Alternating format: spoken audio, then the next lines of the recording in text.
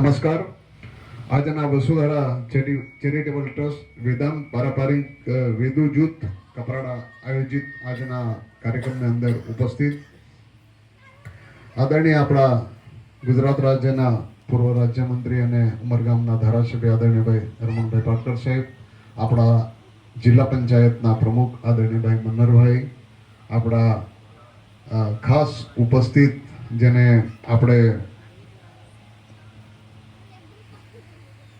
ભાઈ દ્વારા જીતનભાઈ સાંઠે, કારણ કે જ્યારથી 1998-99થી બાઇક આવ્યો ત્યારબાદ કપરાડા વિસ્તારને અલગ અલગ પ્રકારે આગળ લઈ જવામાં જેમનો ખૂબ મોટો હિસ્સો છે. મનુભાઈ દેસાઈના આશીર્વાદથી આ કાર્ય શરૂ થયું છે. એવા આદરણીયભાઈ સાંઠેજી, અમારા આ વિસ્તારના જિલ્લા પંચાયતના સભ્ય અને પૂર્વ કારોબારી અધ્યક્ષ ભાઈ ગુલાબભાઈ, મારા ઉમરગામથી કારોબારી અધ્યક્ષ ભાઈ તાલુકા પંચાયત મહેશભાઈ આહિર, આ વસુંધરા ચેરિટેબલ ટ્રસ્ટના પ્રમુખ ભાઈ ઈશ્વરભાઈ, ભાવનગરથી બેન ખાસ ઉપસ્થિત રહ્યા, પછાત મહિલા વિકાસ મંડળ બેન જયશ્રીબેન, ગામના સરપંચ બેન કુસુમબેન ઉપસ્થિત, મારા તમામ બધા જ આગેવાનો અને આજે યજમાન અમારી મંજુલાબેન છે. એટલે દર વખતે અલગ અલગ આખા વિસ્તારમાં કાર્યક્રમ થાય છે.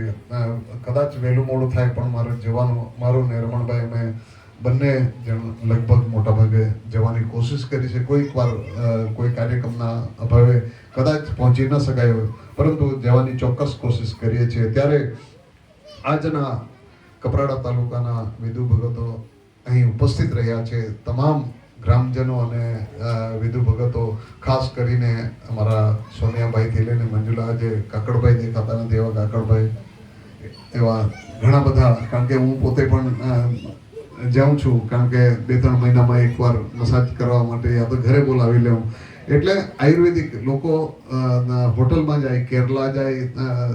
સાંઠેજીને કીધું ને કે એનું મુખ્ય ડેસ્ટિનેશન કેરલા છે, કે કેરલામાં જ આયુર્વેદિક દવાઓ મળે ને ત્યાં જ માલિશ થાય. પણ તેનાથી પણ સારું આપણું ડાંગ અને કપરાડાની અંદર છે, એને હાઇલાઇટ કરીને કેવી રીતે આગળ લઈ જવાનું. બેન જયશ્રીબેને ઘણી બધી વાતો કરીને, ઘણી જયશ્રીબેનની વાતો સારી છે કે માર્કેટિંગ, પેલી કહેવત છે ને, દિખતા હે વો બિકતા હે. હવે માર્કેટિંગ કરવું પડે, અને માર્કેટિંગ આપણે ટુરિસ્ટ એટલે કે ખાલી ટુરિસ્ટ નહીં, તેના સાથે લોકોને આયુર્વેદિક સુવિધા પણ મળી રહે. કારણ કે મેં અત્યારે જ સાંઠીજીને કીધું કે એક પ્રોજેક્ટ બનાવીને આપો, કે એક મોડલ બનાવો, એક એવું મોડલ બનાવો કે જે વેદુ ભગતનું મસાજ સેન્ટર છે, મસાજ સેન્ટરની અંદર એને સ્ટીમ બાથ આપવા માટેનો, એને એક મસાજ કરવા માટેનું ટેબલ આવે. અમે 5 સ્ટાર હોટલમાં જઈએ તો બધી સુવિધા હોય, તો એ ટાઈપનું આપણે પણ એને એક ટેબલ, એક રૂમ, એનો એને નાહવા માટેનું બાથરૂમ, એટલે એને મસાજ કર્યા પછી એને નાહવા માટે બાથરૂમ જોઈએ, એને કપડાં મૂકવા માટેનો એક રૂમ જોઈએ. એટલે એની એક મોડલ તૈયાર કરું ને, મોડલ તૈયાર કરીને આપો તો અમે સરકારમાં રજૂઆત કરીને, સરકારમાંથી આપણા ટ્રાઇબલ વિભાગ છે, ટ્રાઇબલ વિભાગને પૈસા આપવામાં કંઈ વાંધો નથી. જે કંઈ એક વેદુ ભગતને 2-5 લાખ રૂપિયાનું જે પ્રમાણનું જે એસ્ટિમેટ બને, અને જે પ્રમાણે એક મોડલ બનાવો, એક સરખું મોડલ બનાવો કે જેથી સારામાં સારું એક લોકોને અંદર આજે અમારા સોનેભાઈ છે, દર બુધવારે વાપી જાય છે, સવારે જાય તો રાતે 7-8 વાગ્યા સુધી લોકોની વેટિંગ હોય, લાઈન હોય, પણ કોઈના ઘરે, કોઈના ઓટલા પર કે કોઈના ત્યાં. એટલે તેના કરતાં આપણે ત્યાં પોતાનું હોય તો આપણા વિસ્તારની અંદર, કારણ કે ટુરિસ્ટ ડેસ્ટિનેશન એટલે કે પ્રવાસી સ્થળ તરીકે આપણો વિસ્તાર ડેવલપ તો થઈ રહ્યો છે, પણ તેના સાથે ઘણી બધી આયુર્વેદિક દવાઓ, આપણા જડીબુટ્ટીઓ જંગલની અંદર છે. હવે તો જંગલ ઓછા થઈ ગયા. 1980ની વાત કરું તો 1980 પહેલાં કુમઘાટથી જવાનું એટલે સાંજ પડે પછી કુમઘાટને ઉપર જવાનો ડર લાગતો. સાંજ પડે એટલે આમ વિચાર આવે કે રાતે જઈએ કે નહીં જઈએ, એટલો જ ગાઢ જંગલ વિસ્તાર હતો. એ જંગલ બી ધીમે આપણા લોકોએ જો શું કર્યું, કોઈ અધિકારીઓનો પણ તેમાં રોલ ને આપણા લોકોનો પણ રોલ, એના કારણે ધીમે ઓછું થઈ ગયું. અત્યારે ડાંગને અંદર ફરીને આવ્યો તો ડાંગ આજે બી હરે ભરેલું દેખાતું છે. ડાંગ આજે પણ ભયંકર જંગલ, પણ ત્યાં પ્રોટેક્ટ વિસ્તાર, ત્યાં પ્રતિબંધ વિસ્તાર છે, એ વિસ્તારમાં કોઈ જઈ નહીં શકે, કંઈ ખેતી નહીં કરવાનું, કોઈ જ નહીં. એવું પ્રોટેક્ટ વિસ્તાર હોય તો જંગલની અંદર આપણી જે કંઈ જડીબુટ્ટીઓ છે એ જંગલની અંદર આજે પણ છે. કીધું તેમ જેને ઉપયોગ કરતા આવડવી જોઈએ.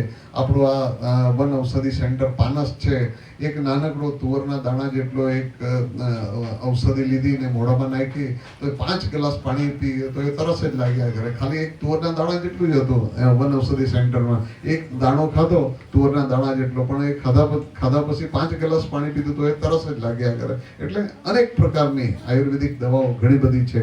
તો આપણે આપણા જે આયુર્વેદ છે એને આયુર્વેદ, કારણ કે એલોપેથિક એટલે કે જે એલોપેથિક દવા અને આયુર્વેદિક દવા, આયુર્વેદિક દવામાં આયુર્વેદિક ડોક્ટર છે, એલોપેથિક ડોક્ટર છે, પણ આપણે આયુર્વેદ જેની પોતાની આવડત, પોતાની ઓળખ, અને ખાસ કરીને તેમાં એને યાદ કરાવવું પડે કે 1998-99ના દાયકાની અંદર બાઇફ જ્યારે એનજીઓ આવી અને બાઇફે જ્યારે શરૂઆત કરી. આજે કપરાડા તાલુકાની વાત કરું તો કપરાડાના કાજુ હોય, આખા ભારત દેશમાં 1 નંબરનો કાજુ કપરાડાનો. કેમ કપરાડાનો કાજુ? તો આપણો સૂકો પ્રદેશ છે, ગોવાને એ ભેજવાળો પ્રદેશ, ત્યાં દરિયાનું પાણી અને ભેજવાળો વિસ્તાર છે.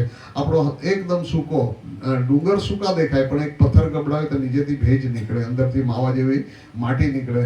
એપ્રિલ મે મહિનો આવે એટલે ઝાડને ઓટોમેટિક પીલવણી આવે, એટલે કે અંદર જમીન આપણા જીવતા ડુંગર છે, આપણા ડુંગર છે એ જીવતા છે. તમે નાસિક બાજુ જાઓ તો મહારાષ્ટ્રના ડુંગરમાં પથ્થર જ દેખાય. આપણે ત્યાં એપ્રિલ મે મહિનો આવે એટલે ઝાડને પીલવણી આવે. ત્યારે આપણા ડુંગરોની અંદર, પહાડોની અંદર, ગિરિમાળાઓની અંદર ઘણી બધી જડીબુટ્ટીઓ છે. એ જડીબુટ્ટીને કેવી રીતે આપણે ઉપયોગ કરીએ તેનું કામ કરવાનું છે. તેના સાથે મેં કીધું ને કે બાઇફે 98-99ની અંદર ચીર કલમ આપી, ચીપ કલમ આપણે કહેતા ને કે ચીર કલમ. એ કલમ આજે કપરાડા વિસ્તારમાંથી કેરી ધરમપુર માર્કેટમાં 1200 રૂપિયા વેચાય તો કપરાડામાં 1600 રૂપિયા, 400 રૂપિયાનો એક મણ પર 400 રૂપિયાનો ડિફરન્સ, ઓછામાં ઓછા 300 રૂપિયાનો. અને બારડોલી, સુરત ને આજુબાજુના લોકો અહીંયા ગામમાં આવીને બેડીને લઈ જાય, પોતે જ લઈ જાય કે ભાઈ અમારી પસંદની કેરી અમે લઈ જઈએ. ત્યારે આ